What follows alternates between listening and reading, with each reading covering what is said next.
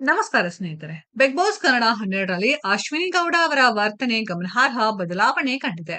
ಸುದೀಪ್ ಅವರ ಖಡಕ್ ಸಲಹೆಯ ನಂತರ ಅಶ್ವಿನಿ ಈಗ ಸೈಲೆಂಟ್ ಮೋಡ್‌ಗೆ ಹೋಗಿದ್ದಾರೆ. ಮೊದಲು ಸಿಟ್ಟಿನಿಂದ ಪ್ರತಿಕ್ರಿಯಿಸುತ್ತಿದ್ದ ಅಶ್ವಿನಿ ಈಗ ಆರೋಪಗಳನ್ನ ಮೌನವಾಗಿ ಸ್ವೀಕರಿಸುತ್ತಿದ್ದಾರೆ. ಈ ಬದಲಾವಣೆಯು ವೀಕ್ಷಕರು ಮತ್ತು ಮನೆಯ ಸದಸ್ಯರಲ್ಲಿ ಕುತೂಹಲ ಮೂಡಿಸಿದೆ. ಬಿಗ್ ಬಾಸ್ ಕನ್ನಡ ಸೀಸನ್ 12ರ ಸ್ಪರ್ಧಿ ಅಶ್ವಿನಿ ಗೌಡ ಸದ್ಯ ಸಾಕಷ್ಟು ಚರ್ಚೆಯಲ್ಲಿರುವ ಹೆಸರುಗಳಲ್ಲಿ ಒಂದು. ಅವರು ದೊಡ್ಮನೆಯಲ್ಲಿ ಕೂಗಾಡಿಕೊಂಡು ಸಾಕಷ್ಟು ಚರ್ಚೆಗೆ ಕಾರಣ ಆಗಿದ್ರು. ರಕ್ಷಿತಾ ಶೆಟ್ಟಿ ಹೇಳಿದ ಮಾತನ್ನ ತಿರುಚಿದ ವಿಚಾರದಲ್ಲೂ ಅಶ್ವಿನಿ ಅವರು ಸುದೀಪ್ ಕಡೆಯಿಂದ ಪಾಠ ಹೇಳಿಸಿಕೊಳ್ಬೇಕಾಯಿತು.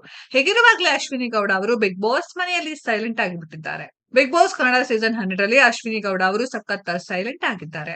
ಇದಕ್ಕೆ ನವೆಂಬರ್ 10ರ ಎಪಿಸೋಡ್ ಒಳ್ಳೆಯ ಉದಾಹರಣೆ. ಯಾರ ಗುಣದಿಂದ ಉಳಿದವರಿಗೆ ನೋವಾಗುತ್ತದೆ ಎಂಬುದನ್ನ ಹಸಿಮೆಣಸು ನೀರಿ ಹೇಳುವ ಟಾಸ್ಕ್ ನೀಡಲಾಗಿತ್ತು. ಈ ವೇಳೆ ಅನೇಕರು ಅಶ್ವಿನಿ ಗೌಡ ಹೆಸರನ್ನ ತೆಗೆದುಕೊಂಡರು. ಮೊದಲಾಗಿದ್ದರೆ ಹೆಸರು ತೆಗೆದುಕೊಳ್ಳುತ್ತಿದ್ದಂತೆ ಅಶ್ವಿನಿ ಗೌಡ ಅವರು ಸಿಟ್ಟಾಗ್ತಿದ್ರು. ಯಾರು ಏನೇ ಆರೋಪ ಮಾಡಿದ್ರು ಅದಕ್ಕೆ ತಿರುಗೇಟು ಕೊಡ್ತಿದ್ರು.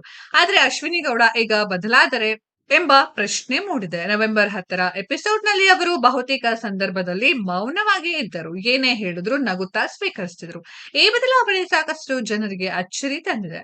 ಸೋಮವಾರದ ಚಟುವಟಿಕೆ ನಡೆಯುವಾಗ ಅಶ್ವಿನಿ ಗೌಡ ಹೆಸರನ್ನ ಅನೇಕರು ತೆಗೆದುಕೊಂಡ್ರು. ಈ ವಿಚಾರವಾಗಿ ಮಾತನಾಡಿದ ಗಿಲ್ಲಿ, ಅಶ್ವಿನಿ ಗೌಡ ಸೈಲೆಂಟ್ ಆಗಿದ್ದಾರೆ, ಯಾವುದಕ್ಕೂ ಏನನ್ನೂ ಹೇಳ್ತಿಲ್ಲ, ಹೀಗಾಗಿ ಅನೇಕರು ಅಶ್ವಿನಿ ಹೆಸರು ತೆಗೆದುಕೊಳ್ತಿದ್ದಾರೆ ಎಂದಿದ್ದರು. ಅಶ್ವಿನಿ ಸೈಲೆಂಟ್ ಆಗಿದ್ದಾರೆ ಎಂಬುದು ವೀಕ್ಷಕರ ಗಮನಕ್ಕೆ ಮಾತ್ರವಲ್ಲ, ಗಿಲ್ಲಿ ಗಮನಕ್ಕೂ ಬಂದಿದೆ ಎಂಬುದು ಇದುವೇ ಸಾಕ್ಷಿ. ಅಶ್ವಿನಿ ಗೌಡ ಅವರು ಕಳೆದ ವಾರ ಸುದೀಪ್ ಅವರಿಂದ ಸರಿಯಾಗಿ ಪಾಠ ಹೇಳಿಸಿಕೊಂಡಿದ್ರು.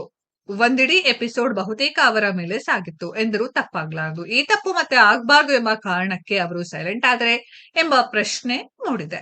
ಸ್ನೇಹಿತರೆ, ಅಶ್ವಿನಿ ಗೌಡ ಅವರ ಈ ಬದಲಾವಣೆಯ ನಿಮ್ಗೆಲ್ಲ ಏನನ್ಸುತ್ತೆ ಅನ್ನೋದನ್ನ ಕಾಮೆಂಟ್ ಬಾಕ್ಸ್ ಅಲ್ಲಿ ಕಮೆಂಟ್ ಮಾಡಿ.